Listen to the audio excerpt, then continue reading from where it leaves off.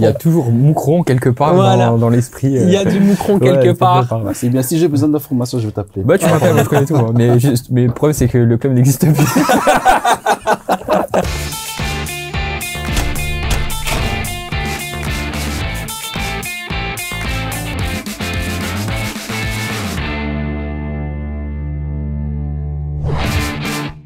Parler ballon sérieusement sans se prendre au sérieux, c'est toujours mieux. Bienvenue dans un nouvel épisode du Clubhouse Football Time. Évidemment, centré sur la CAN en folie, ça va être notre gros sujet. On ira également du côté de la Jupiler Pro League où on va se poser toute une série de questions. Mais avant ça, évidemment, je vais présenter nos amis, nos collègues, nos chroniqueurs, aussi piquants que délicieux. En face de moi, il y en a un, Monsieur Quentin Cellini, QTN International. Comment ça va? Ça va très bien, toujours content d'être là, toujours prendre le football, la passion, donc...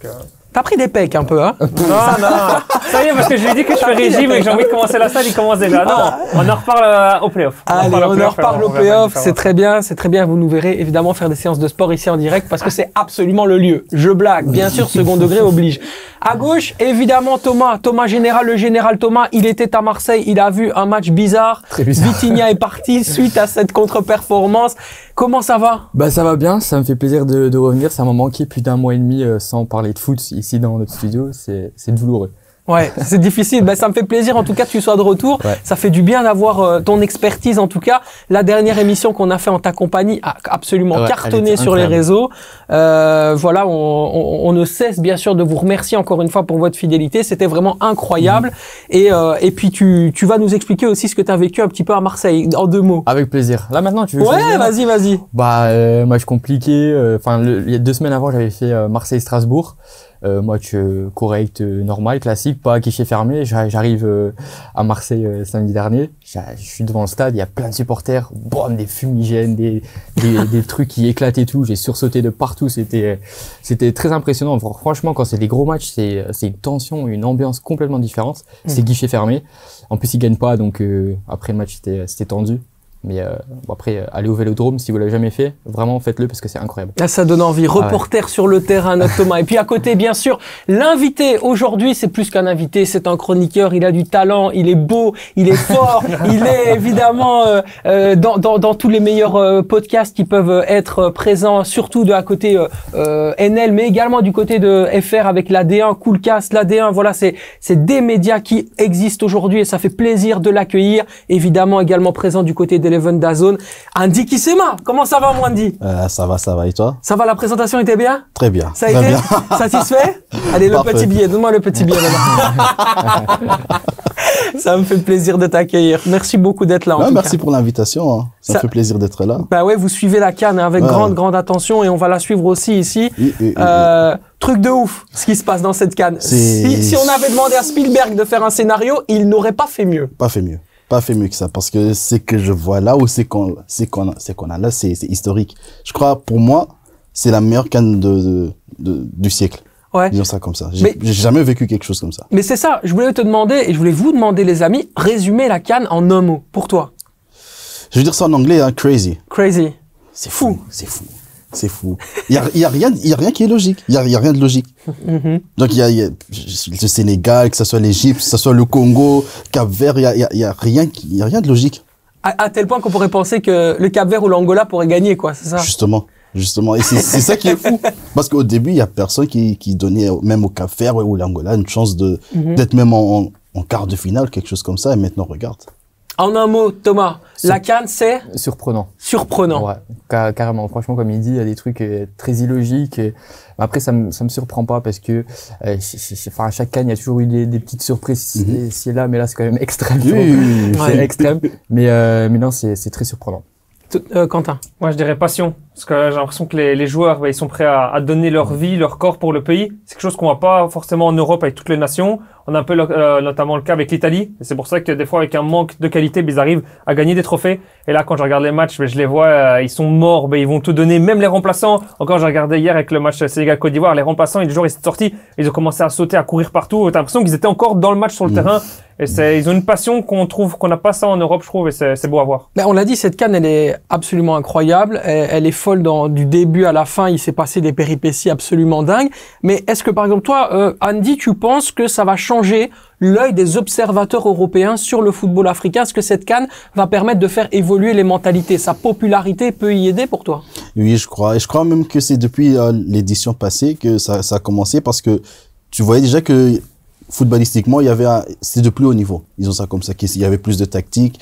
La différence entre 2 ans passés et maintenant, c'est que genre les petites équipes, ils étaient plus défensifs, ils étaient plus avec les low blocks, tout ça. Et maintenant, tu vois, comme les Cap-Verts, ils sont en train de jouer. Tu peux presque les comparer à Manchester City, pour être très honnête, parce que ça combine derrière. Ouais, le Cap-Vert, ça combine derrière, au milieu, devant. Genre, ils vont jamais tirer un long ballon. C'est toujours de la combinaison. Et tu vois que il y a aussi beaucoup de binationaux, en fait, qui sont aussi en train de jouer, qui sont dans le continent, ils sont là, et c'est ça qui augmente aussi le niveau. Et ça fait que, à cause de ça, je crois, grâce à ça, il y aura plus d'intérêt. Il y a comme, par exemple, au Cap-Vert, il y a Bébé, il a joué pour Manchester United.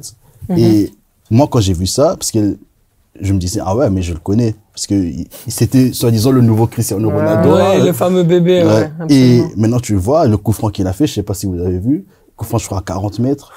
Je me dis, et le gardien, il fait ça. Ouais, le gardien, on n'en parle pas, mais il a fait ça à 2 reprises, tu vois. Et là, je me dis, ah ouais, donc il y a ces joueurs comme ça, et je me dis que non, ça c'est de la pub pour football africain. Ouais, c'est une vraie publicité pour le football africain. Et il y a aussi quelque chose qui résonne maintenant à la CAN, c'est que on ne peut plus calculer les joueurs ou quelque part les équipes nationales par rapport aux joueurs qui sont dans les clubs. Donc on dit toujours, oui, par exemple, le Sénégal, c'est une grande nation parce qu'il y a des joueurs qui jouent à Tottenham, etc. Aujourd'hui, la CAN a complètement reformaté ça. Des joueurs qui jouent en Angola, on en verra un justement qui sera notre invité exclusif dans le Clubhouse dans quelques instants. Bas de tableau de Portugal, ça peut tenir un grand attaquant mondial comme par exemple Victor Osimhen. C'est dingue, Thomas, ce qui se passe. Mais c'est dingue, mais moi justement, je suis pas forcément d'accord avec ce que notre invité vient de dire par rapport au fait que ça peut augmenter en termes d'intérêt par rapport au football européen, parce que justement moi je le vois plus en profondeur. Par exemple, tu vois des clubs qui sont dans l'obligation d'envoyer des joueurs à cette CAN parce que c'est en pleine saison. Je pense que c'est plutôt problématique parce que eux ça les embête, et du coup je pense que cet intérêt ne sera jamais là parce que ils perdent ces joueurs là, et du coup ces clubs sont affaiblis durant la saison. Donc les gens, je pense, en Europe, ils feront pas forcément donner beaucoup plus d'intérêt, je pense, à cette CAN parce que c'est justement en pleine saison. Et après il y a aussi quand on regarde tous les clubs qui ont fini premiers dans les groupes, donc on a par exemple le Mali, il y a le Cap-Vert, il y a la Guinée équatoriale. Tu vois, c'est quand même très très bizarre de voir ce genre de pays finir premier de leur groupe. Et à côté de ça aussi, quand on regarde le meilleur buteur de cette CAN, c'est un arrière-droit c'est un arrière-droit qui joue en 3e division espagnole. Donc, tu vois, c'est ça qui me fait dire, est-ce que ça va vraiment faire augmenter l'intérêt auprès des Européens, cette CAN? Je suis pas forcément juste convaincu. pour vite faire répliquer. Ouais. Non, vas-y, tranquille. Je crois en fait que, par exemple, cette CAN, normalement, ça devait être l'été passé. Ouais. Mais je sais pas, les gens qui travaillent pour la FIFA et tout, je sais pas comment ils réfléchissent, parce que tout le monde sait que l'été au Côte d'Ivoire, c'est quoi, 35 degrés minimum. C'est entre 35 et 40, je sais pas, c'est quelque chose comme ça. Tu peux jamais jouer au foot. Ouais, c'est sûr. Et moi, je me dis, en fait, c'est juste question d'organisation. Parce que si pour une Coupe du Monde, on peut arrêter tout au mois de novembre jusqu'en décembre, pour la CAN aussi, on peut la faire. Il y a aussi le Asian Cup qui est en train de jouer en même temps. Pourquoi on peut pas faire ça pour les deux? Parce que maintenant, t'as raison, hein, les clubs, ils sont en train de rater des joueurs. Disons, comme au Super Pro League, Gand, c'est, pour dire ça comme ça, désolé, ils sont dans la merde. C'est pour ça que je préfère. T'as raison, mais pour moi, c'est juste question d'organisation, parce que si tu regardes vraiment le tournoi en soi, que ce soit ici, en Afrique ou en Asie, les deux tournois sont vraiment bons. Oui, non, ça je suis plutôt d'accord, même si le meilleur buteur, ça reste quand même arrière droit qui joue en 3e division espagnole, mais bon, enfin bref, c'est comme ça. Mais maintenant, je suis d'accord avec toi, mais c'est juste une question d'organisation. Je pense que si la CAN se jouait en été ou l'Asian Cup, franchement, je pense que oui, il y aurait beaucoup plus d'intérêt venant des Européens. En 2025, ça sera en Maroc. Honnêtement, j'aurais plus envie de regarder la CAN c'était l'été que maintenant parce qu'on a tellement de choses à regarder, la Joueur Pro League, les autres championnats, enfin c'est très compliqué de tout suivre, tu vois. Justement, moi j'ai tendance à constater que les gens font tout simplement le choix d'aller vers la CAN. Alors peut-être que c'est parce que j'ai un prisme francophone et je vois aussi les choses d'une autre manière. Mais aujourd'hui, sur les réseaux sociaux, sur les discussions plateaux, sur les émissions qui font le plus de vues, que ce soit sur YouTube ou même en télé, les gens sont vraiment concentrés sur la Coupe d'Afrique des Nations. Ça alimente les discussions et quelque part, on a l'impression que le football de club, on a envie de le laisser un peu sur le côté pendant un mois et puis c'est très très bien. C'est aussi ça aussi la magie de la CAN. Il y a vraiment cette année quelque chose de spécial, Andy, qui est en train de se passer, quoi. Non, c'est vrai, même pour moi, je dis honnêtement, les seuls clubs que je regarde, c'est les clubs que j'aime. Il y a Arsenal qui a joué peut-être une fois ou deux fois. Il y a le Standard, malheureusement, que je dois regarder.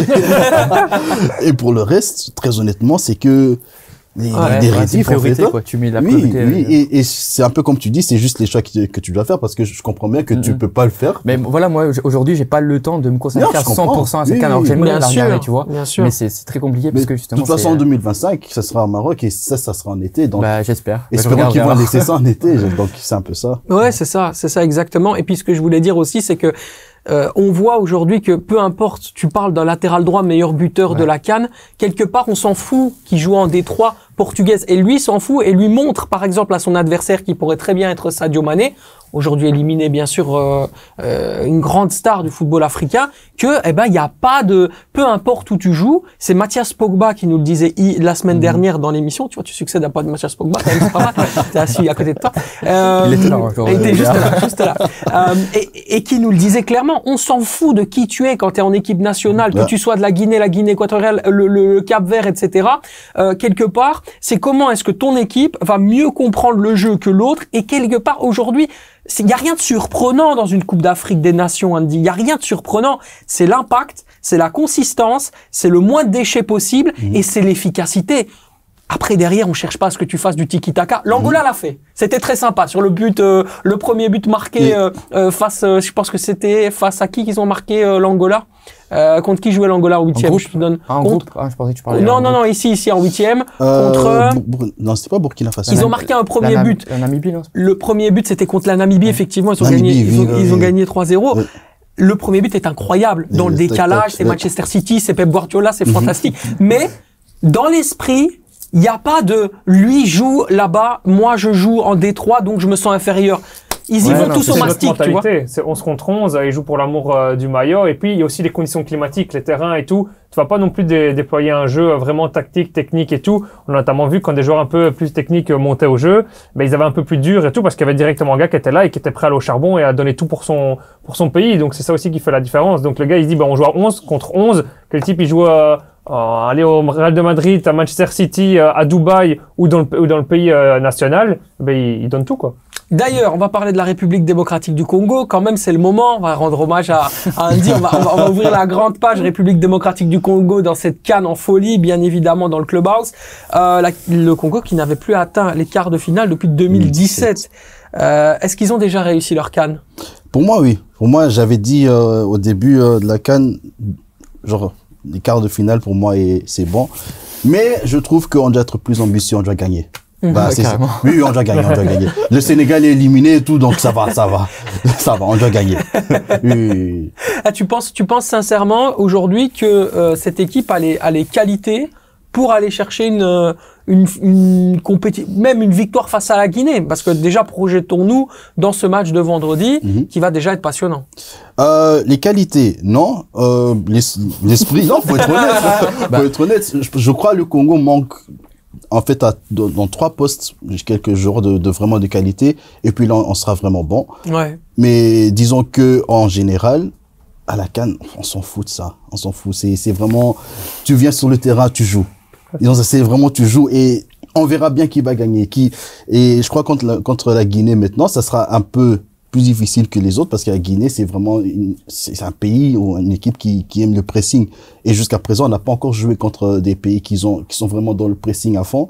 Il y a en fait un tas de joueurs qui sont vraiment plus costauds aussi au Guinée et ça on n'a pas encore eu. On a eu peut-être l'Égypte ah bah, la tricherie, ok, c'est bien, c'était mignon, mais les Guinéens, ils sont pas comme ça. Les Guinéens, ils vont direct, ils veulent vraiment gagner. Et je crois que ça sera plus difficile, mais c'est la CAN. C'est possible, hein. Franchement, c'est possible. Déjà, l'Égypte, ils jouent un jeu toujours à jouer le match nul, à jouer gagner au penalty tout le temps. C'est l'Égypte, ils jouent tout le temps comme ça à la CAN.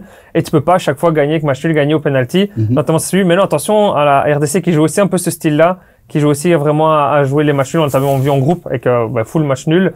Encore ici, mais pour moi, c'est du 50-50 contre la Guinée. Moi, quand j'analyse un petit peu cette équipe de la République démocratique du Congo et que je vois la Guinée, il y a une grande différence. C'est que du côté de la Guinée, il y a des buteurs qui marquent. Bayo, évidemment, buteur face à la Guinée équatoriale qui donne la qualification. On peut parler de Serhou Guirassy qui n'a pas encore joué, mais qui va revenir. Et puis dans le secteur quand même du milieu de terrain, bah, c'est quand même assez, on le disait la semaine dernière, c'est quand même assez fourni. Quand tu peux te permettre de laisser un Naby Keïta sur le banc, c'est quand même que tu as de la qualité. Le Congo, dans ce secteur-là du milieu central, milieu défensif, est un petit peu moins bien fourni individuellement. Et puis surtout, il y a un problème d'attaquant au Congo avec Bakambu, c'est la main tremblée sur le penalty. Je le rappelle. Non, tu sais, Bakambu en fait, j'ai rien contre lui, franchement, très honnêtement, parce que c'est quelque part grâce à lui qu'on a en fait tous ces joueurs qui sont là. Ça, on doit être honnête, c'est lui il a appelé les Moutou Sami, il a appelé notre gardien, tout ça.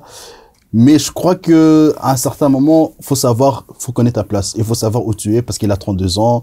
Il est pas titulaire au Galatasaray. T'as un Banza au Portugal, c'est le meilleur buteur. T'as un Fiston Mayele aussi, il marque des buts. Laisse-les jouer. Bah, le choix, c'est toujours l'entraîneur, mais je crois que quelque part, par exemple pour ce penalty, il devait laisser ça à quelqu'un comme Wissa. Il est à Brentford, il est en full confiance. Laisse ça à quelqu'un qui va pas trembler, hein, pour être honnête. Mais t'as raison, en attaque, on a vraiment un problème parce que on marque pas. On marque très difficilement. C'est juste là contre l'Égypte la première fois qu'on a avancé, qu'on est à 1-0. Normalement, c'est toujours qu'on marque contre nous et qu'on doit revenir.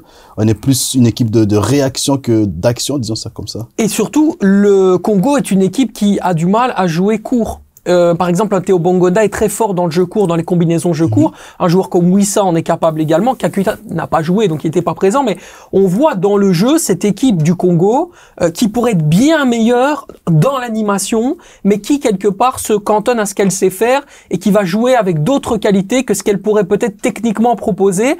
Parce que peut-être il faut jouer la sécurité. On peut pas se lâcher à 100%. On a envie de jouer le football qu'on a envie de jouer, c'est très bien, parce qu'on veut gagner, mais on a encore l'impression que le braquet, il peut encore être placé au-dessus au Congo. Tu vois ce que je veux dire? Oui, bien sûr, mais je crois que c'est un choix de Sébastien Desabre pour se dire que on est peut-être dans une première phase aussi, c'est son première année, et la première année qu'il est vraiment coach ou manager du Congo, disons ça comme ça. Et il se dit que pour maintenant, on doit juste en fait jouer un peu la sécurité, surtout la sécurité défensive, parce que je crois que de ce côté-là, je peux rien dire. Il y a Mbemba, il fait un très bon tournoi. Il y a Batou Bitika, Maswaku même et Kaloulou, les quatre, c'est bon, il y a rien à dire. Même l'entrejeu avec les 2-6, avec Moutoussamy et Piquel, c'est très bien. C'est juste le problème est que il cherche pas plus loin parce qu'il se dit que si on peut juste avoir ces 6 joueurs-là défensivement et qu'on marque un et qu'on défend bien, c'est assez pour maintenant. Et je me dis que dans une deuxième phase, c'est là qu'il va commencer avec plus de jeux, plus d'attaques. Peut-être pas jouer avec 2-6, mais avec 1-6 et toutes ces choses-là. Et je peux bien comprendre parce qu'il se dit que la première chose que je vais faire, je vais rendre le peuple congolais un peu heureux. Je vais en fait plus de résultats. Comme maintenant, je crois que tout le monde a vu les images, que ce soit sur TikTok, Instagram, tous les Congolais sont devenus fous. Faut se dire que cette nuit-là, moi-même, je suis allé dormir à 6h du matin.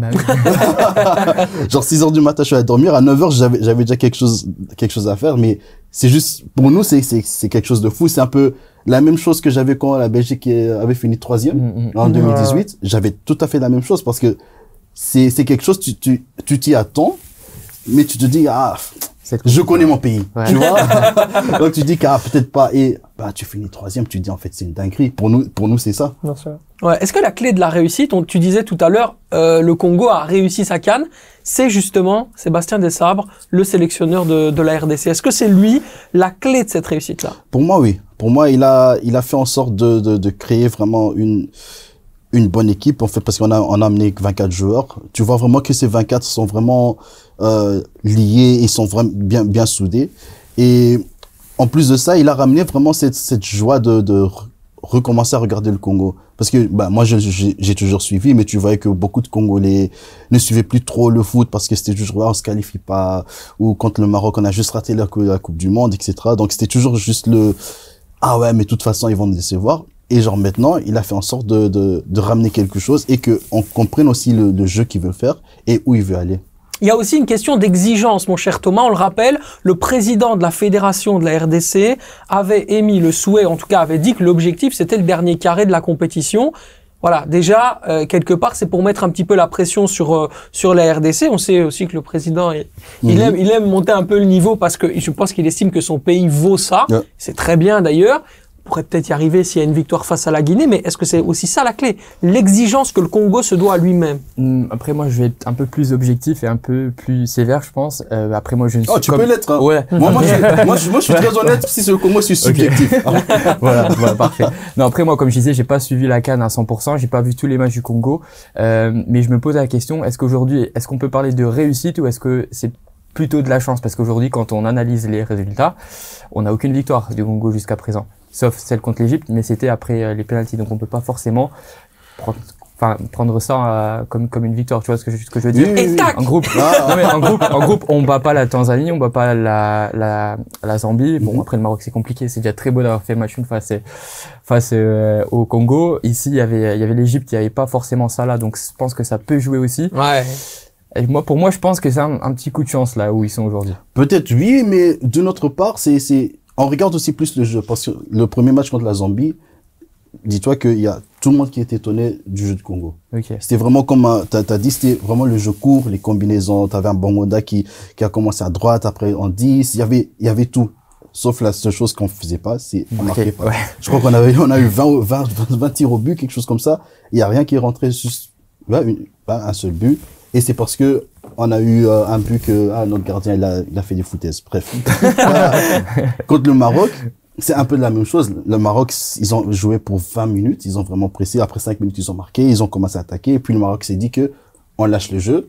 Et après ça, tu vois que le Congo est dans le jeu, il commence à forcer. Et c'est là qu'on voit que ils savent jouer, ils savent le faire. Contre la Tanzanie, là je te dis très honnêtement, c'est le coach. Il s'est dit après 45 minutes, regarde les gars, de toute façon, dans tous les groupes, je crois que tout a été fait. Si on a juste notre match nul, c'est bon, on ne doit pas trop forcer. Okay. La preuve en est, après 55 minutes, on a joué je crois, avec 3 minutes def. Après, je crois, 80e minute, je crois qu'on jouait peut-être à 8 derrière. Ah oui, carrément. En fait, on n'a plus rien fait. Ouais. Là, et je crois que c'était un choix. Et contre l'Égypte, c'est un peu la même chose. Ok, l'Égypte, t'as raison. Il y a Salah qui n'était pas là. Il y avait Achour qui était blessé. C'est en fait leur pépite de cette année aussi pour moi. Il y avait leur premier gardien qui est aussi blessé. Il se blesse toujours, chaque cas. Mais, quelque part, faut se dire que l'Égypte reste l'Égypte. Tu vois un peu ce que je veux dire. L'Égypte pour nous. 7 fois vainqueur. Oui, l'Égypte, c'est pour nous le Real Madrid. Oui, voilà, je comprends. Donc, nous, on se dit que ça soit Salah ou pas, pour nous, c'est une fierté, tu vois. Ouais. Et mais je te donne un peu raison, t'inquiète. Okay. Non mais c'est intéressant parce que votre débat est intéressant et je vais donner la main à Quentin. Qu'est-ce qu'il faut changer face à la Guinée pour le Congo? Qu'est-ce qu'il faut aller chercher pour justement quelque part se réadapter à un adversaire qui ne sera, et Andy l'a dit, pas du tout le même que face à l'Égypte? Pour moi, ça sera un peu comme Andy l'a dit, faire le jeu. Donc, pas être en réaction, mais être en action, parce que c'est ce qui va changer et que le Congo n'aura pas, comme Tom aussi disait, cette entre guillemets chance d'à chaque fois aller à tenir le match nul à la 90e, aller au penalty et au penalty essayer de gagner et tout. Donc il va falloir dès le début mettre la pression et essayer de marquer un goal et surtout pas faire comme le Sénégal l'a fait. S'il a marqué, c'est ne plus jouer le jeu, refuser, donner le jeu à l'équipe adverse parce que l'équipe adverse marquera et puis s'en suivra ce qui est venu au Sénégal. Donc je dirais ça allait dès le début. Maintenant ça reste comme la Guinée. Pour moi c'est vraiment du 50-50 donc ils peuvent le faire mais ça allait dès le début à l'action. Je t'entends, j'interprète, la clé du jeu c'est le milieu de terrain. Ouais, c'est ça? Clairement, c'est jouer. On a Bongonda, on le connaît tous, il évolue en Pro League et tout, techniquement il est très très très très fort. Il va falloir jouer là-dessus et j'aimerais bien aussi voir un autre attaquant que Bakambu parce que Bakambu c'est... Oui, tu parlais de Banza tout à l'heure. Est-ce que tu peux nous présenter le joueur? C'est quoi ce profil? C'est quoi ce type de de joueur? Est-ce que c'est plus dans la profondeur? Est-ce que c'est un joueur de déviation qui va aider justement à remonter le bloc, par exemple en zone de possession? Ou on est sur un joueur qui peut jouer à 2, profil 9,5? C'est quoi? C'est qui en fait? Banza, si je peux le comparer à quelqu'un, ça serait à Vlahovic. Ok. À Vlahovic, c'est un peu de sorte de même profil. Ils aiment tirer, en fait. Ils aiment juste tirer. Disons ça comme ça. Lui, dès qu'il a le ballon, il voit lui, il va tirer. Ouais. Mais il aime aussi la profondeur. Il sait jouer, en fait, comme à Braga, on l'utilise plus comme le 9 on donne le ballon et le jeu avance. Il garde le ballon, il donne la passe, il se met bien dans le rectangle, après, il marque son but. Mais il sait faire, en fait, tout. Je crois, maintenant, le choix que notre coach fait en prenant plus Bakambu, c'est peut-être plus l'expérience, parce que ça se voit aussi quelque part, et là je donne raison que, tu vois, quand Bakambu joue, il sait bien comment dire, il connaît l'Afrique, disons ça comme ça. Banza, c'est sa première fois, il connaît pas trop l'Afrique, et le football africain, c'est totalement différent, je crois. Si je peux même vous poser une question, si vous avez vu quelques matchs, est-ce que vous pouvez jouer dans des climats comme ça? Non, bien sûr que non. Tu les vois. Après, tu vois? Ouais, c'est chaud. C'est abusé. La température. Encore, les terrains sont bons. C'est déjà une bonne chose à Côte d'Ivoire. Les terrains sont bons. Mais la température et tout, ça doit être oppressant de ouf.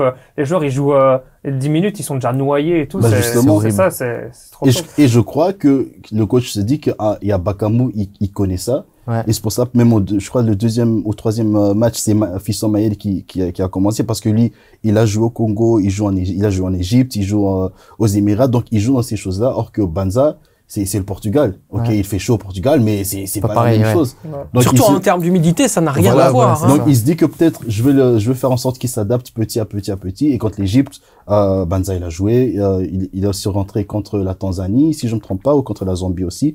Donc il se dit que petit à petit il doit s'adapter, parce que Bongonda la même chose. Bongonda il a commencé les 2 premiers matchs, mais le dernier match il a pas joué parce qu'il se dit que peut-être c'est un peu trop pour lui. Ça se voyait aussi. Bongonda après 30-40 minutes, il est KO, quelque chose qui est normal. Mais ça se voit aussi, par exemple, dans d'autres pays, même le Maroc, ils en souffrent. Le Maroc qu'on connaît, qui sait vraiment faire le jeu, c'est pas ce qu'on voit. Et quelque part, je dis que on peut se dire que c'est à cause de ça. Mais d'une autre part, je me dis que quand t'es à la CAN, tu sais que il y a tout ça. Donc Wait and see, comme on dit. Wait and see, voilà. Non, ça va être intéressant, en tout cas, et on va bien sûr suivre le Congo à fond. Hein. On suit le Congo à fond jusqu'à vendredi, ou alors jusqu'à la fin de la compétition. Ça, non, t'inquiète, c'est jusqu'au 11. Hein. T'inquiète. Ça va, Bisson, mon ami, on va faire les choses bien. On passe maintenant, bien sûr, à l'Angola. Évidemment, on va parler de cette équipe de l'Angola, parce qu'on a ici, dans le Clubhouse Football Time, bien tout simplement un entretien exclusif avec un des joueurs majeurs de cette équipe de l'Angola, j'ai nommé Jonathan Boitou. Jonathan Boitou, il est belge, hein, Jonathan Boitou, mais qui a choisi la sélection d'ailleurs de l'Angola, et qui était auteur d'un très très bon match face à la Namibie. Donc voilà, on a posé cette question à Jonathan, qui est en direct de Yamoussoukro au moment où il nous répond. Eh bien, après sa performance XXL contre la Namibie, quelles sont les forces, les qualités de l'Angola pour éteindre le Nigeria? Qu'est-ce qu'ont en plus les Palancas Negras? Bonjour à tous. Je pense que premièrement, nos qualités, elles sont offensives. Dieu merci, dans cette CAN, dans toutes les rencontres qu'on a disputées jusqu'ici, on a chaque fois marqué au moins un goal. On est sur 9 goals marqués en 4 matchs. Donc je pense qu'au niveau de l'efficacité, c'est très très intéressant, et c'est quelque chose qu'il faut absolument conserver face à une équipe du Nigeria qui concède très peu, avec un goal concédé en 4 matchs. Sur notre plan défensif, on est sur 3 goals concédés en 4 matchs, avec notamment 2 clean sheets sur les 2 derniers matchs. Donc voilà, je pense qu'on est une équipe assez solide, une équipe équilibrée. Sur notre dernier match face à la Namibie en 8e de finale, on s'est retrouvé très vite à 10 contre 11, et avec l'expulsion de notre gardien en début de rencontre. Et malgré ça, voilà, on est resté fidèle à nos principes, on a continué à jouer, on a montré du caractère, on a montré qu'on savait être solidaire, qu'on savait souffrir ensemble. Et ça nous a permis de marquer le premier goal de la rencontre. Donc voilà, je pense que face à une équipe du Nigeria qui a énormément de qualité, qui a beaucoup plus d'expérience que nous dans ce genre de rendez-vous, il faudra absolument montrer l'abnégation, le courage et l'envie qu'on a montré jusqu'à maintenant, et plus si on veut espérer créer la surprise face au Nigeria. Merci beaucoup, Jonathan Boitou. Vous l'avez écouté, forcément. Merci infiniment pour ces retours. Est-ce qu'on peut penser que l'Angola va faire une Zambie 2012? Ça, je sais pas.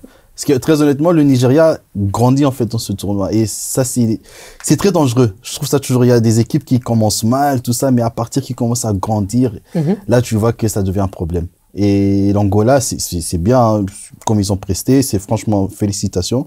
Parce que j'aime bien leur jeu direct. Il l'a dit, hein. Oui. 9 buts en 4 matchs. Oui, mais c'est vraiment direct. C'est genre, le gardien, il a la balle, ça donne la passe, il y a tout le monde qui avance, l'emballant, tac, tac, tac, et on est devant le but. Et c'est, genre, en néerlandais, on dit risquem blabla. Il y a pas de blabla, il y a pas de... Ils ont pas peur, ils y vont, quoi. Ouais, ils vont pas chercher loin.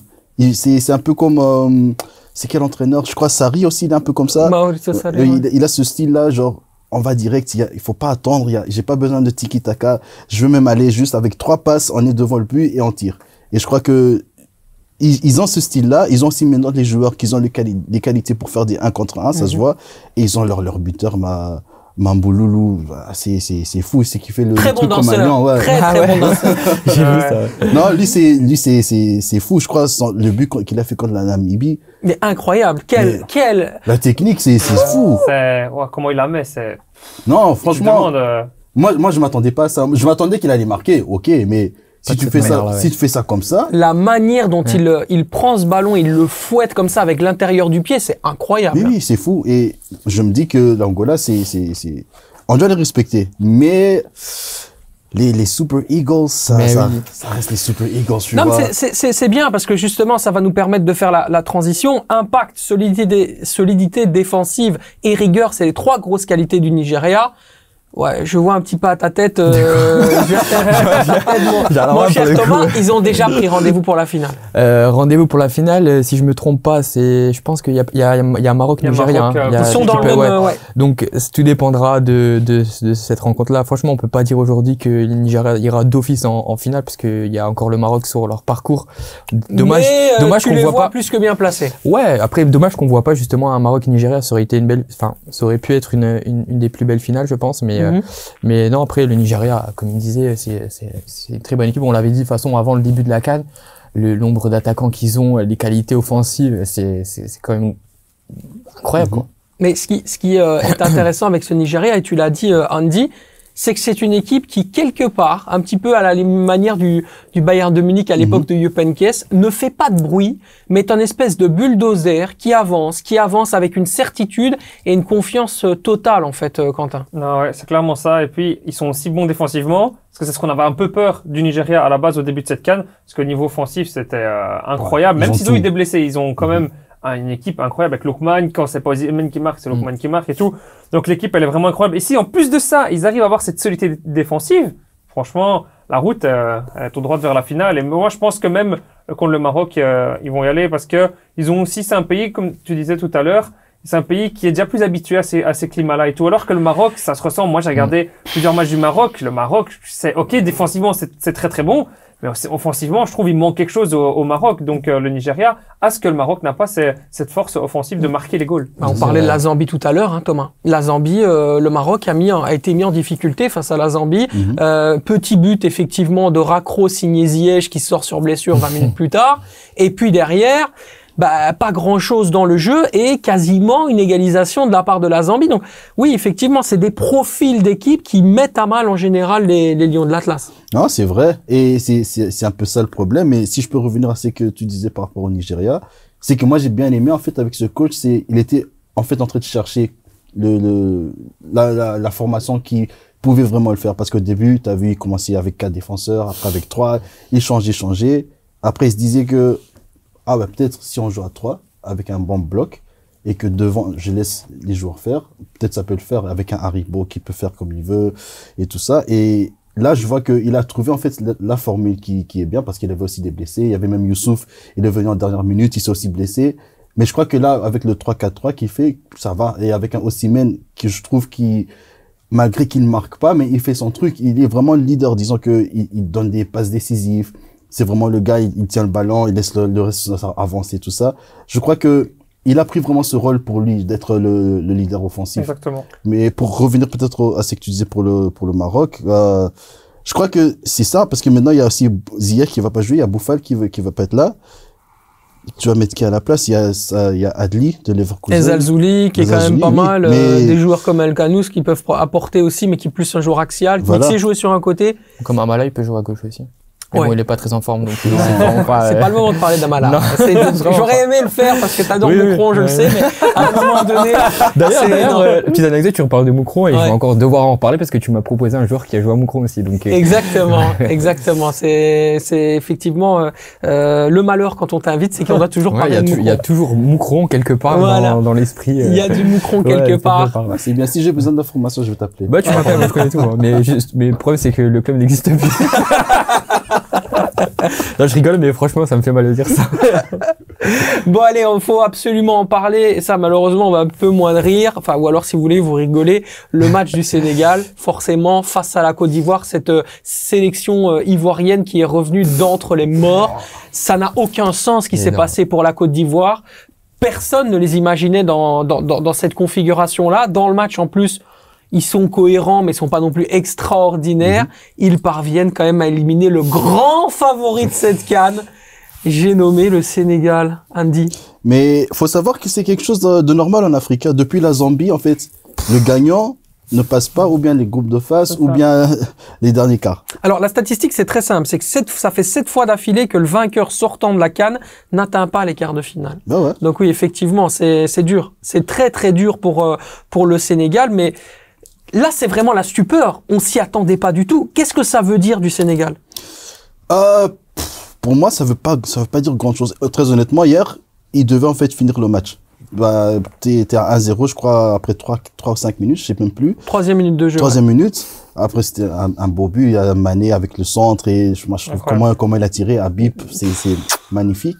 Mais moi, je me dis, après un moment, tue le match. Fais au moins un 2-0, 3-0, après c'est bon. Mais dès que tu vas pas faire ça, et c'est comme on dit, quand un animal blessé, dès qu'il revient, il revient plus fort, tu vois. Et puis, il y a un penalty qui revient, 1-1. Après, tu sens même pendant les prolongations, c'était la Côte d'Ivoire qui avait tout le temps le ballon. Et moi, je le sentais quelque part, ou bien la Côte d'Ivoire va marquer, ou bien pendant les penalties, le Sénégal va pas réussir. Je le sentais vraiment. J'osais pas le dire, mais puis on a vu les tirs au but. On les a vus trop beaux ou pas, les Sénégalais? Oui. Ou eux se sont Ouais. vus trop beaux parce que c'est ça un peu le problème dans ce type de match. Si tu marques beaucoup trop vite après 3-4 minutes, bah après, C'est trop à l'aise. C'est Ouais, l'entraîneur. c'est L'entraîneur, ça. il a déconné. Hein. Quand l'entraîneur, à partir de 15-20 minutes de jeu, il y a tous ces joueurs de se calmer, de reculer et tout. C'est pas comme ça que tu dois y aller. Tu dois commencer à tout donner. On l'a vu dans tous les matchs de la CAN, ça se passe comme ça. Une équipe qui marque trop vite, ben hop, il y a le 1-1 qui arrive en deuxième mi-temps. On l'a vu dans les matchs de la RDC, dans d'autres matchs, il y a eu tout le temps ça. Et là, tu mènes 1-0. T'as encore la chance que Mané n'est pas exclu. Parce que clairement, pour moi, il y a rouge tous les jours. Oui. Et t'as Ouais. la 9e minute de jeu, je pense. Donc là, t'es un peu sauvé de ta star qui reste sur le terrain alors qu'elle devrait plus l'être. Donc t'es encore en 11 contre 11 et tu t'es tous les joueurs, calmez, revenez en arrière, calmez le jeu, n'attaquez plus trop et tout. Non, c'est surtout pas comme ça que tu dois faire. Après, on a vu, la Côte d'Ivoire en deuxième mi-temps, ils les ont bouffés, tu vois. On fera le bilan des joueurs qui évoluent dans la fameuse Saudi Pro League et qui seront en finale ou en demi-finale, parce qu'à mon avis, il y en aura pas beaucoup. Cette Encore compétition, on a beau dire des choses, et Ronaldo le premier, et Dieu sait que j'adore Cristiano Ronaldo, c'est mon petit cri-cri d'amour, mais à un moment donné, là, la qualité du championnat, elle se voit dans les performances des joueurs individuellement, et Sadio Mané en est l'exemple même, Quentin, c'est scandaleux la performance de Sadio Mané dans ce match. Maintenant, Il est invisible. Ouais, j'ai vraiment bien aimé quand même ce qu'il fait sur le goal. Hein. Ce qu'il fait sur le goal, c'est vraiment du génie pour moi Une action. d'arriver. T'as Serge Aurier qui même dit, tout le monde, même les joueurs et tout, ils disaient, attention, regarde là, il va retourner par là. Et t'as un tout petit espace comme ça. Et franchement, le faire comme il l'a fait, c'est vraiment beau. De son mauvais pied en plus, mettre le centre millimétré, c'était une belle action. Mais après, clairement, Les qualités individuelles, elles se discutent pas. Les Voilà. qualités techniques non plus. C'est le physiquement, ils ont lâché. À un c'est moment donné, tout, tu c'est- sens le moteur n'est c'est plus comme là. ça. Quand on regarde Mahrez, c'est plus du tout le même et tout. Ouais. Il était C'est le méconnaissable. pire. J'ai regardé le match de l'Algérie, mais contre la Mauritanie, parce que j'aime bien Koita de Saint-Tron et tout. Et je voyais ce match en direct. Mahrez, il est monté. Il a pas touché un ballon. Il a rien provoqué. Il a rien fait. Et c'est là que tu te dis, il est clairement, mais plus en condition, quoi. Alors à City, il joue un match sur deux. Mais là, alors qu'il peut jouer le match, il est vraiment plus le même. Moi, je suis pas d'accord, pardon. Non, mais vas-y. Je suis pas d'accord. Franchement, Mahrez, je l'aime bien, mais j'aime pas le défendre parce que j'aime pas City, pas du tout. Mais Mahrez n'a jamais été un joueur explosif ou un joueur Non, très mais il tentait important. quelque chose. Là, il savait plus tenter quelque chose. Ok, parce qu'il avait un homme sur lui, mais tu vois qu'il était un peu perdu, qu'il est plus en confiance, c'est sûr. Mais c'est censé être un leader technique. Et je suis désolé, mais il a plus du tout été le leader technique lors de Tu cette trouves? CAN. Ah ouais, franchement. Ici, quand il était monté au jeu, même contre la Mauritanie et tout, je le trouvais. Normalement, c'est le joueur qui doit te faire cette différence. C'est le joueur qui doit t'amener cette action et tout. Non, il devait compter sur la vitesse d'un Amoura ou Belaïli pour faire quelque chose. Mais Mahrez, je trouve, il a rien fait. Moi, Non, le match de la Mauritanie, Moi, j'ai regardé, je il le était... trouve trop dur. hein. Non, le match contre la Je le Mauritanie, il trouve vraiment était... trop dur. Non, parce qu'on sait que c'est ce leader. On dit Algérie, on pense à Mahrez. Et donc là, on le voyait, et il a fait quoi, le match contre la Mauritanie? Moi, je trouve qu'il a, il a rien provoqué. j'ai lu beaucoup de commentaires, les supporters algériens n'étaient pas contents du tout de Mahrez non plus, hein. Donc après, moi, j'ai pas tout vu, donc je peux pas forcément juger objectivement. Mais les Algériens, ils sont pas contents, hein, de ce que Mahrez a fait à cette C'est CAN. vrai, mais Mahrez, ok, en 2019, ils ont gagné la CAN parce que son coup franc. Mais c'est ça que je dis, il a des moments clés pour l'Algérie, mais ce sont pas des moments où il est sur le flanc et commence à dribbler, faire des choses comme il a fait. Non, mais il doit faire la différence, il l'a fait pas. Mais ça n'a jamais fait. été ce joueur. C'est pour ça que je me dis que les gens sont trop durs parce que on l'a mis en fait trop pour ses standards. C'est ça que je trouve. Ouais. Par exemple, Amoura, il a forcé, mais vu que le ballon n'était pas toujours pour lui, bah, c'est ça. Mais il y a par exemple le numéro 9 de l'Algérie, j'ai oublié son nom, Bouchnani, quelque chose comme ça. C'est ça, ouais. Buonani ou je sais plus. Non, Ouais. ça c'est Bonne Buonani, année. ouais. Ça n'a rien à Ouais, voir. non, ça. rien à voir. Ça n'a rien à voir. Mais lui, par exemple, c'est lui qui c'était un peu mon chouchou de l'Algérie parce que il a marqué à chaque match, il était très décisif. Mais c'est plus sur lui quand j'arrivais nos yeux que sur Mahrez. Exactement. Mahrez pour moi, c'était pas ça jamais. Bon, si je dis jamais, j'exagère. Mais c'est pas le joueur clé de l'Algérie, je trouve. C'était quand même le joueur qui mettait en évidence, qui pouvait, en un truc, notamment un coup franc ou autre, faire une différence pour l'Algérie. Quand l'Algérie, notamment en 2019, c'était Mahrez quand on parlait de l'Algérie, Ouais, ok, c'est on vrai. parlait de Slimani parce qu'il était grand et tout, mais si Slimani avait des occasions, c'est aussi parce que Mahrez les provoquait ces occasions, les amenait ces occasions. Et là, je trouve que clairement, il était inexistant. Je comprends, mais je le trouve trop dur. Hein. C'est magnifique. Je pense que c'est la meilleure manière de clôturer ce chapitre CAN en folie. On a parlé de tout le monde, là, hein. On a parlé absolument tout le Vraiment, monde. C'est parfait. Bien évidemment, n'hésitez pas, hein, lâchez un like et donnez-nous votre avis sur cette CAN, qui la gagnera dans les commentaires. C'est évidemment hyper intéressant parce que maintenant, on parle et place surtout à parole de supporters. On se pose une question en direction la Jupiler Pro League qui concerne le Standard de Liège. Et là, je vois tout de suite la tête de Quentin qui va à la fois rire, mais Décomposé. jaune. Il rit comme le maillot derrière lui, c'est-à-dire plus ou moins jaunâtre vert. Voilà, le mercato du Standard de Liège peut-il les sauver des relegation playoffs? On vous a posé la question sur X, autrement appelé Twitter.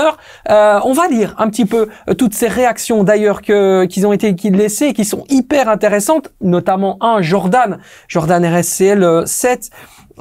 Qui nous dit d'ailleurs, non, la qualité dans le noyau, tu l'as en soi, c'est surtout la mentalité sur le terrain et en dehors qui fera balancer le Standard d'un côté ou de l'autre, et ça, tu ne l'achètes pas, tu n'as pas les moyens d'acheter les joueurs qui changeront l'équipe du tout au tout. Le mercato donc du Standard peut-il les sauver des relegation playoffs? Voici sa réponse. D'accord ou pas? Tu as la qualité dans le noyau, il dit. Exact. Suffisant C'est ce aujourd'hui. qu'il dit, la qualité du noyau, tu l'as pour te sauver des relegation Ah oui, playoffs. pour se sauver, ouais, j'espère bien, parce que si tu te sauves pas, il y a un problème. Mais pour, avec l'objectif de base que le Standard avait en début de saison, le noyau qu'ils ont aujourd'hui, je suis désolé, mais il est pas bon, hein, c'est pas assez, offensivement, ils ont rien. Il y a aucun joueur qui peut faire la différence il y en avait un. Il peut faire une différence. Ouais, mais pas, Il a pas non plus, je veux dire, il est pas bien entouré. c'est pas le Balukicha de la saison dernière. Bien sûr. Enfin bref, après il y a des circonstances qui Exact. font qu'aujourd'hui aussi, mais le seul joueur, et j'avais vraiment hâte de le voir sous l'écho, c'était Tchanak. Franchement, je pensais je pense qu'il aurait pu apporter quelque chose de nouveau. Malheureusement, il y a une blessure. Blessé, ouais. Comme par hasard.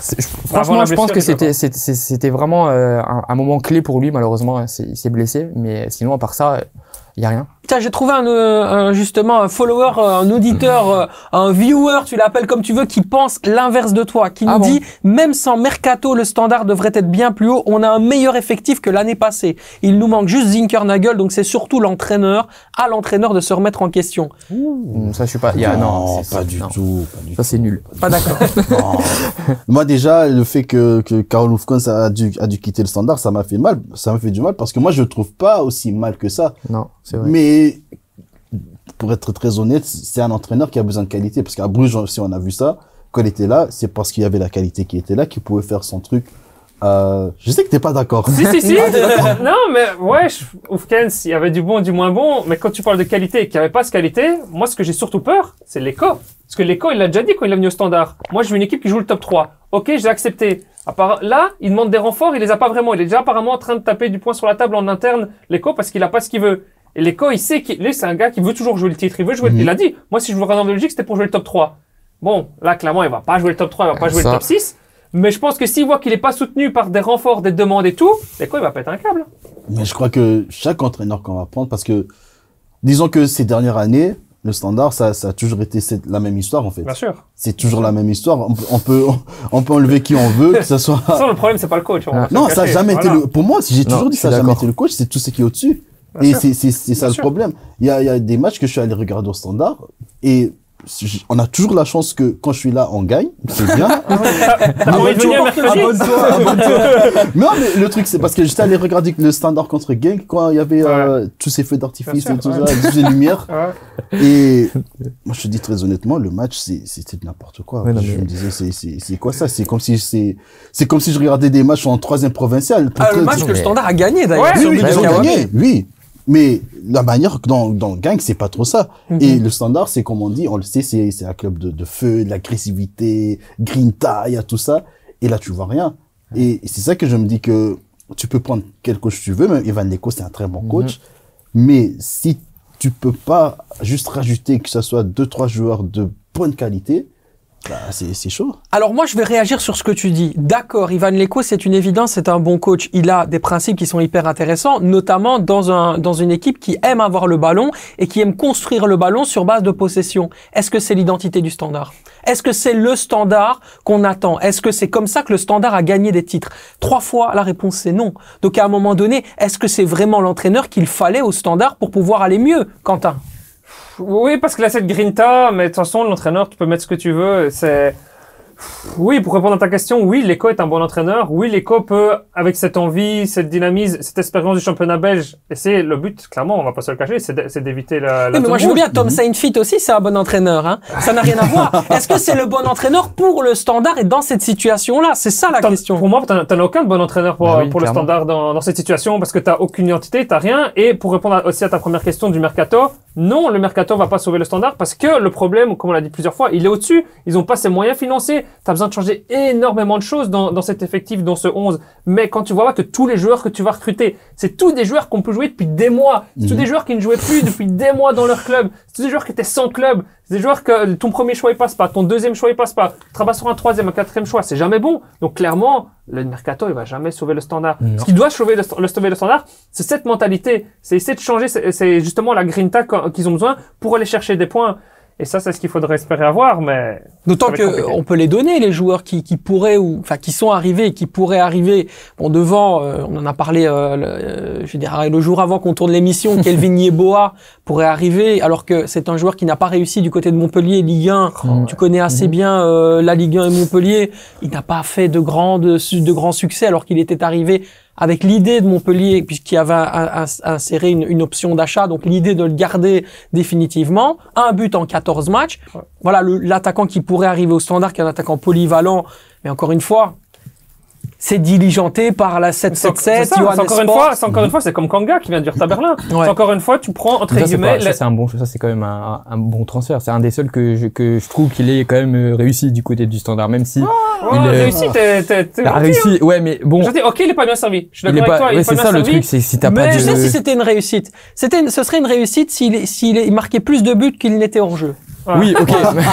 Ça, ce serait une réussite. Non, par contre, peut-être que j'abuse un peu, c'est pas forcément réussi, mais c'est pas un échec. Je veux dire ça, dire ça comme ça plutôt. Mais tu prends encore les restes des autres clubs satellites qui fonctionnent pas, tu vois. Et je trouve que c'est pas comme ça que tu peux réussir à performer. Tu dois avoir justement ton but à toi, tu veux faire, c'est un peu comme l'Union Brighton. C'est aller chercher des joueurs qui sont pas connus dans d'autres championnats, les faire monter et puis les faire monter dans tes clubs satellites. Pour moi, si tu veux performer, c'est comme ça. C'est pas en prenant les restes de ceux qui ont pas fonctionné que tu vas performer. Ouais, effectivement. Et alors, on va terminer par une petite phrase de Jou 30 qui nous dit non. Il répond à la question, donc, en disant non, le Standard ne peut pas, le mercato du Standard ne peut pas les sauver des relegation playoffs. Ce club n'est plus dans ses belles années. On le voit grand, mais en prenant du recul, il ne vaut plus rien. Mercato ou pas, c'est pas cette année qu'on retrouvera espoir. La façon dont est géré ce club nous promet que des mauvaises choses. C'est forcément pas évident du tout et ça donne pas la banane parce que ça reste un grand club. Le Standard, on aimerait le voir performer, on aimerait le voir au-dessus. Je prends évidemment mon avis en compte. Je pense que le Standard, c'est quand même un club qui fait plaisir. Et même sans le Standard, il y a quand même quelque chose qui manque. Le Standard, c'est quand même l'un des plus grands clubs de ces 10 dernières années en Belgique. C'est grave de le voir dans cette situation-là, Andy. Ouais, mais je crois que j'ai la solution. Oui. Postule, entraîne, vas-y. Ah, c'est toi. Ah, okay. Non, il y a juste 2 noms. Michel Prudhomme, qu'il revienne pas en tant que coach, mais en tant que directeur sportif, quelque chose. Et tu sais qu'il a causé 35 millions d'euros de pertes quand même. T'inquiète, Michel Prudhomme. mais t'inquiète. Maintenant, l'entraîneur, on reprend Sergio Conceição. Ah. Ouais, je suis d'accord avec toi, mais vas-y pour aller chercher à Porto. Vas-y pour lui dire tu quittes Porto ou tu vises le titre pour venir jouer le seul rouge au Standard. Ah, clairement que ce serait le coach Il pourrait le faire, il aime le Standard. Ouais, mais bon. Ouais. Ah, tu pourras Alors bien t'as Marouane Fellaini, Witzel, ils reviennent tous. T'as Batshuayi, il arrête au Fener, il revient jouer devant. Alors là, dans ce cas-là, oui, c'est la bonne solution. C'est beau de rêver. Je pense qu'on a tous la bonne solution dans ce cas-là. C'est ça. D'ailleurs, Quentin, je suppose que t'as vu le match entre le Cercle et le Standard. Bien sûr, j'ai regardé tout. Bon, évidemment, c'était une Horrible. purge absolument incroyable, monumentale.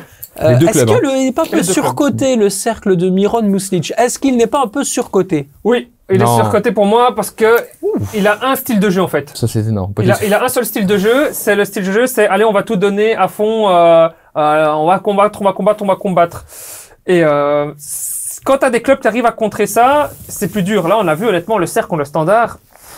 Mais ça compliqué, quoi. arrive de faire un mauvais match, hein. T'as vu la saison qu'ils font, je suis désolé. Oui, bien et tu sûr, dis, mais ils font une bonne saison parce que ils avaient la saison dernière aussi, ils faisaient une bonne saison. on verra dans la deuxième partie de saison. mais la dernière aussi, ils faisaient une bonne saison. Et Ouais, c'est mais toujours pour dans moi, là, c'est- justement, tu dis, ils ont un style de jeu. Ouais, Justement, clairement. c'est leur style de jeu, c'est leur Oui. identité. Ça Bien marche depuis Mais ça plusieurs... marchera pas pendant ad vitam aeternam. Oui, et mais quand les Musli- clubs arriveront à comprendre ça, ils arriveront à le contrer. Ouais, bah, ils Et en ils ont mettent pas du de, temps à non, mais ils ont pas de comprendre, hein. solution de rechange. C'est ça le problème. Bah, Si tu veux performer, si tu veux être dans le top 6 et que tu veux viser l'Europe, tu dois avoir une solution de rechange. Tu dois t'adapter aussi, dire, ben voilà, mon adversaire, ben il s'adapte à mon style de jeu. Mais tu sais faire un changement tactique, dire, ben voilà, les gars, on change, on fait ça. Bah, il en et a le déjà Cercle, fait, il hein. a pas. Il en a déjà fait, il est déjà passé à 4 défenseurs, ils ont déjà joué à 3, il essaie de changer Oui, dans le avec 2 dispositif, mais attaquants. pas dans un la de- manière de jouer, tu vois. Oui, mais bon, il peut pas tout changer non plus, c'est son style de jeu, ça fait 2 ans que ça marche et tu dis, les clubs, quand ils vont contrer ça, bah, ça va changer. Je suis désolé, ça fait 2 ans qu'ils jouent comme ça, il y a aucun club qui a réussi à les contrer. Et là, aujourd'hui, on est quand même sur un effectif quand même assez, enfin, pas compliqué, mais il y a des périodes un peu plus compliquées là en ce moment pour le Cercle parce qu'il y a des joueurs majeurs, des joueurs clés au système justement à Muslic qui sont absents. On pense notamment à un Siké qui est pas là, alors que c'est un joueur, Bien sûr. c'est un joueur clé de ce dispositif-là. Taravic qui apporte aussi une sérénité défensive. C'est des joueurs qui sont importants, ils sont pas là aujourd'hui. Donc le Cercle là joue pas très bien, mais c'est en partie à cause des joueurs qui sont pas là aujourd'hui. T'as vu comme il est plus incisif quand on parle de Jupiler Ah ouais, non, Pro? mais Il est à fond, hein. Oui, Ah, ça, j'aime bien, il est chaud, j'aime bien. il est chaud. Non, mais c'est vrai que globalement, le cercle de Bruges, c'est une équipe un petit peu, beaucoup d'agressivité, beaucoup d'intensité, beaucoup d'envie. Et effectivement, elle est très intéressante quand tous les arguments d'ailleurs, mais aussi tous les éléments sont mis ensemble. Mais quand il y a un petit souci, eh bien après, on voit tout de suite les lacunes. C'est Et ça. pour la construction, c'est quand même très primaire de ça, le balancer tout le temps des ballons vers Denke Ouais. en espérant qu'il récupère le ballon, ensuite rejouer retrait vers Félix le Maréchal et voir si lui peut faire une magie. Tu peux pas C'est toujours quand même fonctionner. un petit peu trop téléphoné, Thomas. Trop téléphoné, mais c'est le Cercle de Bruges. On parle pas du Standard, ni de Genk, ni de Bruges. Ils ont pas de. Oui, mais alors du coup, tu ils dis ont pas ça de- de Bruges. c'est leur Du coup, style un de club jeu. qui tu vois. jouera tout le temps en 8e place. Non, s'ils veulent passer un step, ils doivent passer un. Mais est-ce Bah, qu'ils excuse-moi, mais ouais, déjà de Ils 1. doivent le vouloir s'ils veulent passer au-dessus. Et là aujourd'hui ils sont quand même très bien placés dans le classement. Il y a devant eux c'est Genk, Bruges, Antwerp, Union et Andy, tu crois pas? Anderlecht. Et donc Que le Cercle veut aller plus haut. Ouais. Bah non, avec la construction qu'ils ont avec Monaco, tout ça, ils sont bien. ouais, franchement moi je Ils trouve sont bien, je pense aussi. ils sont à l'aise. Et je crois le jour où le Cercle va vraiment se décider de se dire que, OK, on va aller pour le top 6, ça sera le moment où le club en soi sera financièrement vraiment très stable, où ils auront peut-être leur d'accord. propre stade à eux et tout ça. Je crois que c'est à partir de là qu'ils vont se dire que, OK, peut-être maintenant. Est-ce que c'est pas dans l'intérêt du Cercle d'être justement un petit peu mieux placé pour ensuite pouvoir être vendu? Parce que on n'oublie pas, Ribolovlev l'a Ouais, dit, voilà. le AS Monaco est en vente. À qui appartient le Cercle Bruges? À l'AS Monaco. Ça veut donc dire que s'il vend l'AS Monaco, il pourrait vendre aussi le Cercle. Et si le Cercle est 5e ou 6e ou 4e, T'as Ding besoin, ding, t'as besoin, jackpot. t'as besoin de cette Europe si justement tu veux, je suis tout à fait d'accord avec toi, si tu veux passer aux étapes, d'avoir ton propre stade, d'avoir tout ça, mais tu dois passer une étape d'aller jouer l'Europe. Parce que c'est pas en restant comme ça là, vers la 6e et entre la 6e et la 9e place que tu vas pouvoir passer ce step niveau financier. Quelque part, oui, je suis d'accord, mais d'une autre part, je me dis non parce que c'est l'équipe où tu peux, genre, je vais dire ça tu peux jeter tous tes joueurs. Ah oui. Tu peux jeter tous tes joueurs et tu sais que, parce qu'on l'a vu, des fois en janvier, Monaco vient reprendre des joueurs, des fois il vient reprendre des joueurs en fin de saison et ça marche bien. Donc si le système marche bien, quelque part, Monaco va se dire, ou peut-être le nouveau propriétaire va se dire que, il y a un système qui est déjà là, qui est bien, pourquoi pas garder, tu vois. Et pour le cercle, il y a que du positif, que ça soit qu'il y a un nouveau acheteur ou que le Russe va rester, je crois que c'est que bon pour eux. Deux petits mots quand même aujourd'hui, bien sûr, sur les clubs partenaires, en plus de ça, du clubhouse, d'une certaine manière.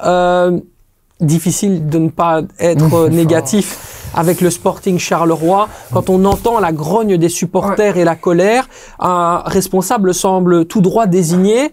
On parle de Mehdi Bayat évidemment, mais est-ce que c'est véritablement lui qu'il faut pointer sur cette saison? Parce qu'on a un peu l'impression que la direction de Charleroi, elle a fait tout ce qu'elle pouvait. Là, il y a plutôt pour moi, les responsables, ils se trouvent plus sur le terrain qu'en dehors, en fait. Mais totalement. Franchement, quand on analyse le noyau actuel du Sporting Charleroi, je trouve que c'est pas un des meilleurs, mais franchement, il devrait être beaucoup plus haut dans ce classement parce qu'ils sont vraiment complets. Hein. Ils ont vraiment ciblé tous les postes. À chaque poste, il y a un joueur. Ils ont beaucoup de joueurs de qualité. C'est juste que Mazou ne trouve pas la formule. Il n'arrive pas à créer cette cohésion qu'il avait dans le passé. Là, aujourd'hui, Charleroi, pour moi, devrait être bien plus haut dans ce classement avec le noyau qu'ils ont aujourd'hui. C'est Mazou le problème? A priori, oui. T'es pas d'accord? Non, je pense que Mazou a montré ses limites. Le fait d'être parti de l'Union à Anderlecht, ça lui a cassé parce que ça a complètement, fauté, il a pas réussi. Il est retourné à Charleroi dans sa zone de confort parce que c'est là où il a réussi. Et moi, je trouve que quand un entraîneur retourne dans un club qui a bien fonctionné dans le passé, c'est jamais bon. Tu penses que c'est de la régression? Il a régressé? Pour moi, il a montré ses limites. Ouais, c'est limite, ouais. Le fait de retourner dans ta zone de confort, dans un endroit où t'as réussi, c'est jamais bon. Peut-être il aurait dû prendre une petite année pour souffler. Oui, mais c'est vrai, c'est important. On l'a vu notamment avec la grosse annonce concernant le départ d'un entraîneur comme Jürgen Klopp. Peut-être qu'à un moment donné, il est running out of energy, comme dirait l'entraîneur allemand. Il y a peut-être aussi ça aussi chez Felice Mazou, ce besoin de juste se poser et revoir un autre projet ou peut-être trouver une place où il sera moins attendu. Il est très bon là-dedans, Felice Mazou. Quand on l'attend pas. Parce que là, il est à cran, hein. Tu le vois même quand la caméra elle est sur lui, tu le vois, il est tendu. Il est plus dedans. Il en peut plus. Hein. Tu ressens plus la passion qu'il avait quand il jouait avec l'Union ou sa première saison avec Charleroi. On ressent plus ça. On ressent cette distance entre sa première période et celle d'aujourd'hui. Là aussi, Andy, relegation playoff pour Charleroi. Tu penses que ça va être le triste sort? Non, je crois pas. Non? Je crois qu'ils vont se sauver. Ok. Oui, ça.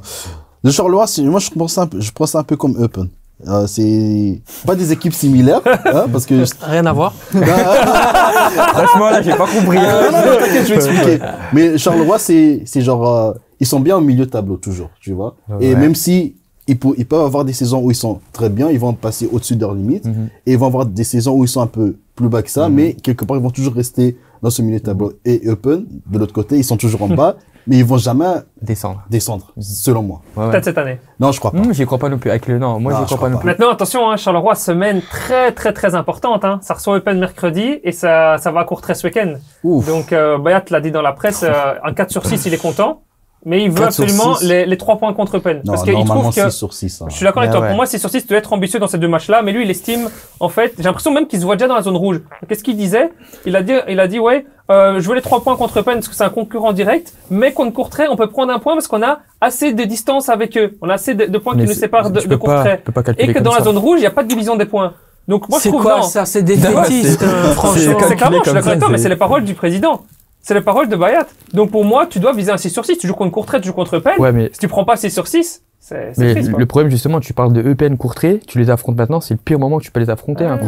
Eupen vient de gagner contre l'Antwerp, confiance au max. C'est ça. Courtrai, 2 clean sheets, Exactement. 2 bonnes, très Une bonnes clean sheet, prestations c'est vrai. au niveau défensif. Je suis d'accord avec toi. C'est le pire moment de les affronter Exactement. les deux, hein. Donc je suis pas sûr que ce soit le bon moment pour eux. Et face à Charleroi, il y avait donc le club de Bruges qui a absolument ratatiné les Carolos. Bah oui, c'est une vérité dans la rencontre. C'est absolument incroyable ce qui s'est passé. Et voilà, c'est le grand Bruges qui est en train de revenir.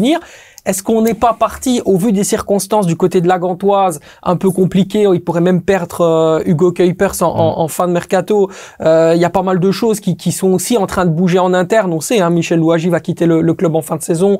Hein Van Azebroek ne sait pas s'il sera. Moi, je pense qu'il sera encore toujours là dans un autre rôle. Mais voilà, il y a un peu d'instabilité. Le KRC Genk aussi, le Cercle Bruges, on en a parlé, et donc forcément, l'Union Saint-Gilloise, qui doit encore jouer l'Europe, qui a encore la Coupe de Belgique à jouer, etc., va peut-être aussi, à un moment donné, avoir son petit, et c'est naturel, son petit moment. Anderlecht va pas surperformer tout le temps, et ne pas tout le temps être sauvé par Torgan Hazard dans les arrêts de jeu. Donc, la question, elle est très simple. La remontada pour Bruges, vous y croyez ou pas en JPL? Direction le titre. Pour Quentin, évidemment, mais surtout pour le club de Bruges. Pense que l'accent sera plus mis sur la Conference League. Ok. Le président a dit, il part aussi cet été, et il a dit j'aimerais partir avec un titre CIO. européen. Le Président, il reste. Le CIO. Et je pense qu'ils ont l'effectif en Conference League pour faire quelque chose. Et d'un point de vue belge, qu'est-ce que je kifferais qu'on ait une équipe belge qui arrive, au moins même aller en finale, mais au moins à redonner le goût et cette faveur de l'Europe. Et je pense qu'ils vont vraiment mettre cet accent sur la Conference League, et donc laisser peut-être aller des plumes en championnat, que l'Union, pour moi, fera l'inverse. S'ils étaient en Europa, ils ont traversé en Conference League, mais on sait que l'Union, cette année, ça fait 2 fois de suite qu'ils l'ont loupé de peu. Titre, pour eux, ils vont viser le titre cette année. Et donc, je pense que c'est là que se fera la différence. Ok, cette différence qui se fera donc concernant la gestion de l'Europe. On rappelle que l'Union doit aussi jouer contre l'Eintracht Frankfurt. Donc, oui, effectivement, ça peut être en termes de noyau et de qualité et quantité, là aussi que le curseur va être mis pour les Blauenzort. Ouais, enfin Blauenzort, je suis pas convaincu par une potentielle remontada, même s'il joue très bien, ça joue très bien, franchement invaincu depuis plusieurs matchs, je ne sais même plus combien, mais ça fait un bon moment. Moi, le seul souci que je pointe, et c'est un truc qu'on parle depuis des semaines, depuis des mois ici, c'est la défense. Si un joueur, que ce soit Michael Spillers, Meyer ou De Kuipers, si un des 4 se blesse, tu fais quoi? Tu peux perdre un joueur blessé, hein, ça c'est tout à fait normal. Le club de Bruges qui cherche à libérer Boyata, mais qui n'a pas véritablement envie de partir. Boyata, il a un très bon salaire Moi aussi j'allais rester. Mais surtout qu'il est en fin de carrière, donc j'ai l'impression. Mais je veux dire, je pense que tu es mieux placé que nous pour le savoir, ils vont pas forcément recruter en défense centrale, donc. En fait, oui, c'est ça. Il y a une question je dirais pas de salary cap parce que ça n'existe pas vraiment en Belgique, mais en tout cas de réglementation, voilà. Et effectivement, le départ de probable, évidemment, on rentrera pas dans les détails ici, mais dans Wait and See, de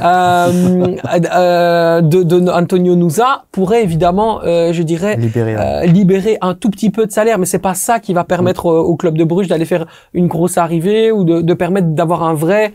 Allez, les néerlandophones appellent ça aanwinst, quoi. Un vrai renfort, je sais, quoi. Mais il faudrait au moins un backup. Enfin, on s'en fout. Même un défenseur que tu mets sur le banc, mais au moins d'avoir un défenseur. Enfin, t'en as un, c'est Ordonez, mais il est blessé actuellement, mais que t'aies au moins un backup sur le banc. Et tu mets qui si tu vas mettre Valentin en défense centrale? Anderlecht a le même problème.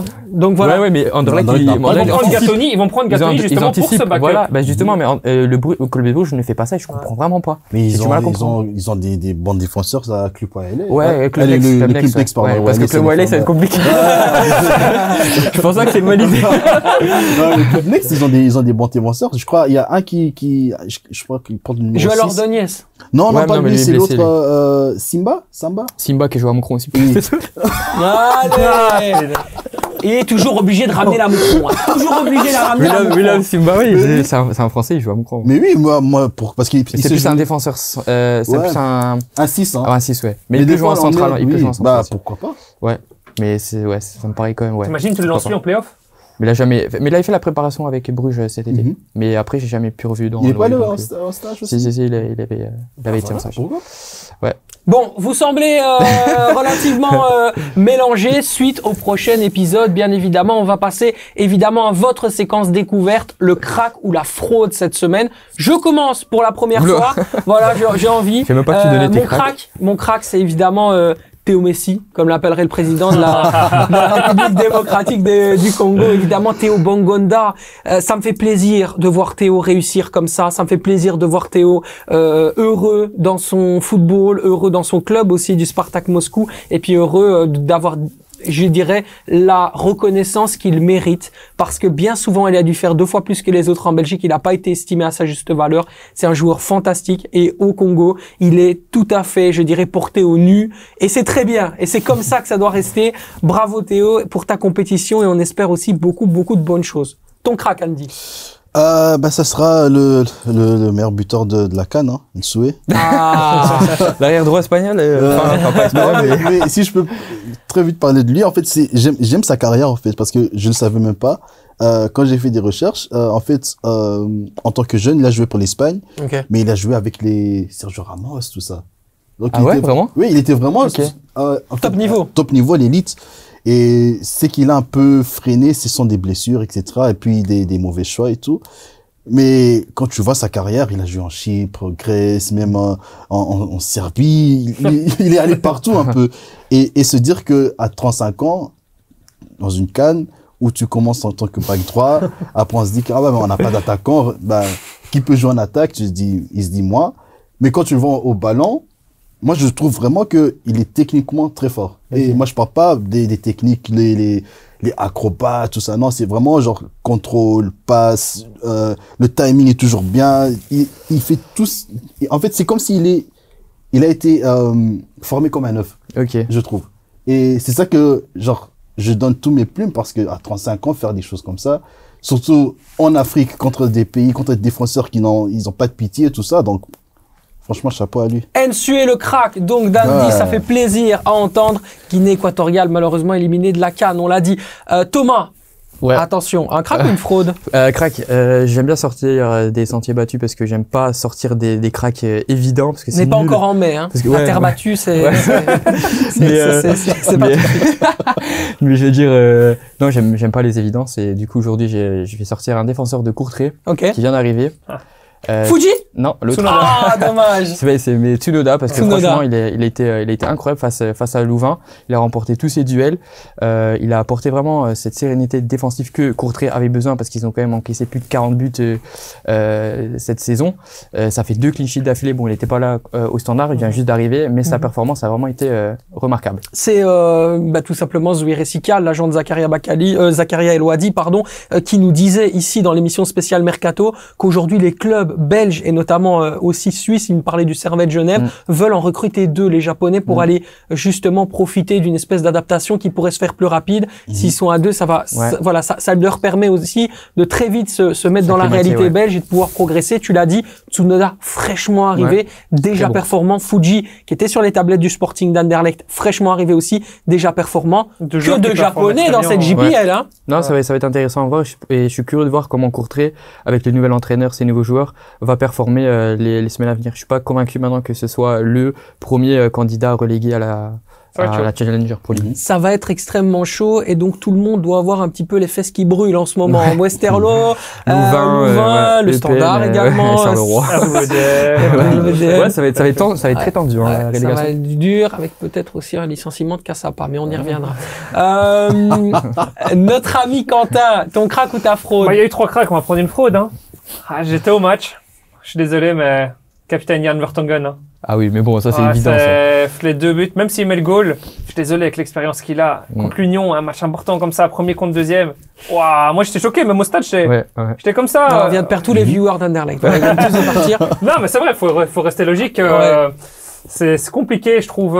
Les deux fois, la première fois, même lui, il dit en interview qu'il veut dégager super fort le ballon, mais avec ton expérience, c'est pas ça. Et le deuxième, il est complètement passif. Il attaque pas son ballon et tout, même s'il est sur son mauvais pied, il est passif. Et c'était choquant. C'était vraiment choquant. Ça part deux fois comme ça en 20 minutes. C'est chaud. Heureusement qu'il marque, parce que là, je l'aurais pris aussi en faute de... C'est chaud, c'est chaud. Et le Sporting, donc, bien dans cette position. Tu les vois rester troisième, quatrième. Franchement, je vais pas mal voir de matchs cette année à Anderlecht, parce que mon beau-frère est supporter d'Anderlecht et j'ai la chance d'aller voir. Donc franchement, c'était le match où ils ont le moins bien joué, c'était exécrable. La vérité, si l'Union, après 35 minutes de jeu, met 0-4, franchement, il y avait rien qu'à aller. Les contrôles n'allaient pas, les passes n'allaient pas, les appels n'allaient pas. Dès qu'ils avaient la balle en défense, ils paniquaient, ils lançaient tout le temps devant les supporters. Franchement, j'ai jamais vu ça. Les supporters à côté de moi commencent à vraiment péter des câbles et à les huer. Ils ont de la chance de marquer ce goal avant la mi-temps. Wait and see, bien sûr, c'est votre émission sur les bruits de transfert. On arrive bien évidemment à la fin, bientôt jeudi minuit. Et donc forcément, vous allez voir, on va vous faire un petit récapitulatif de tout ce qu'on a travaillé cette semaine jusqu'à présent, avec des nouvelles qu'on l'espère les plus fraîches possibles sur le mercato hivernal. Messieurs, merci Andy, merci beaucoup d'avoir été là. Merci pour l'invitation. Mais t'es à la maison, comme on dit. Moi, je le dis toujours. Bon, les gens disent que je peux pas parler arabe parce que je suis pas arabe, mais marhaba quand même. Voilà. Bienvenue, mon ami. Tu es là, tu es bien chez toi. Et surtout, dis-toi que tu es chez toi. Chez nous, c'est pareil, c'est la même chose. Ton pied, mon pied, mon frère. Merci. Ça fait vraiment plaisir. On est ensemble. Thomas, merci beaucoup. Merci à toi, merci Andy d'être venu. Je souhaite que le Congo remporte la CAN, même si j'y crois pas. Voilà, pour terminer, c'est magnifique. On peut parier sur ça oui, on peut. Allez-y, pariez. Parier sur ça. Allez, tu me fais une tournée générale. Ouais, allez, une tournée générale. Magnifique. Quentin, merci beaucoup. Et puis, quant à nous, évidemment, on se dit à la semaine prochaine. La semaine prochaine, eh bien, vous verrez, on va encore parler de la CAN, on va encore être à fond sur la JPL. Bref, un programme absolument délicieux. Ciao, ciao!